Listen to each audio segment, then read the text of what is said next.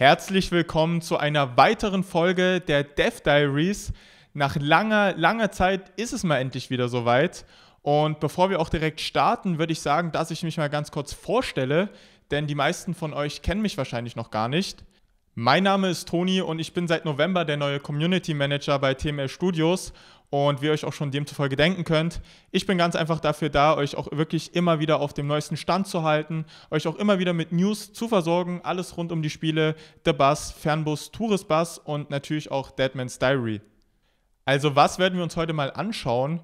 Wir werden heute mal mit dem lieben Matthias über die Vorteile des neuen Level-Streaming-Systems sprechen, nämlich World Partition, und natürlich uns davor auch nochmal anschauen, okay, wie hat denn das alte Level-Streaming ausgesehen, was waren da vielleicht noch die Nachteile und vor allem, welche Vorteile bringt das jetzt auch für euch, für das Spiel und vor allem auch für die Performance mit sich. So Leute, jetzt bin ich hier bei Matthias. Hallo Matthias. Hi Toni. Und ja, was genau werden wir uns denn jetzt anschauen, Matthias? Genau, heute schauen wir uns World Partition an.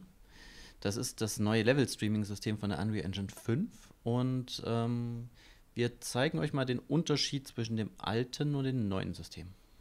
Alles klar, dann würde ich sagen, gehen wir jetzt mal direkt in den PC. Hier seht ihr einen Bereich von Berlin in dem alten System das World Composition. So haben wir seit dem Beginn der Unreal Engine 4 unsere Welten aufgebaut.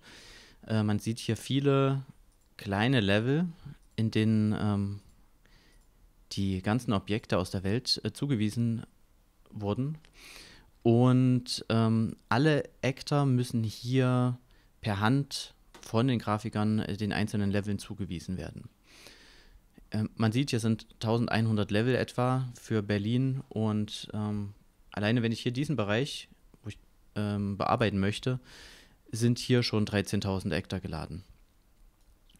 Und das macht es sehr anstrengend, damit zu arbeiten, weil die Welten einfach immer dichter dekoriert werden und so weiter. Wir haben so viele Actor in der Welt, dass es immer schwieriger wird, das vernünftig in die ganzen Level einzusortieren. Dadurch werden manche Level zu groß, dadurch wird die Performance schlechter vom Spiel.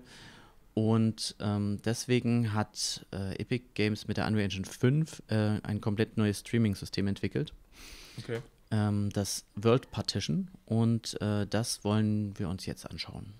Das heißt, man kann hier beim Alten insgesamt sagen, dass es sehr, sehr viel Arbeit war und auch einfach sehr mühsam für den Entwickler war, da das auch per Hand die einzelnen Level da auch wirklich anzuordnen. Genau. Alles klar, dann würde ich sagen, dass wir uns jetzt mal die Vorteile zu World Partition anschauen. So, vor uns haben wir jetzt World Partition und Matthias, was sind jetzt genau die Vorteile davon? Genau, die großen Vorteile von World Partition sind, die Engine kümmert sich komplett selbst darum, wie irgendetwas einsortiert wird. Man sieht hier diese kleinen Zellen auf der Welt und alle Actor, die in diesem Bereich sind, werden automatisch dieser Zelle zugewiesen. Die Grafiker brauchen keine Zuweisungen mehr machen, es funktioniert automatisch und da die Zellen auch sehr klein sind, macht es das auch effizienter später im Spiel, wenn etwas geladen wird. Außerdem ist die Usability viel einfacher. Ich kann jetzt hier einfach noch einen Bereich dazuladen und das geht relativ fix und ich habe alles, was ich in dem Bereich brauche und kann dort anfangen zu arbeiten, kann dort dekorieren, etwas verändern, Bug fixen. Das geht alles deutlich schneller als mit dem alten System. Okay, verstehe. Das heißt, für euch ist einfach jetzt die Arbeit viel einfacher und insgesamt ist es auch viel effizienter für die Performance des Spiels. Genau. Der Umbau von der alten Version auf die neue war jetzt relativ aufwendig. Wir haben das jetzt intern schon für den Tourist Bus Simulator gemacht und für The Bus und haben das auch noch für den Fernbus vor. Und das betrifft allerdings jetzt nicht die Modder, weil die haben schon von Anfang an das neue System gehabt. Also die müssen diese Umwandlung nicht vornehmen. Okay. Leute, ihr habt es gehört.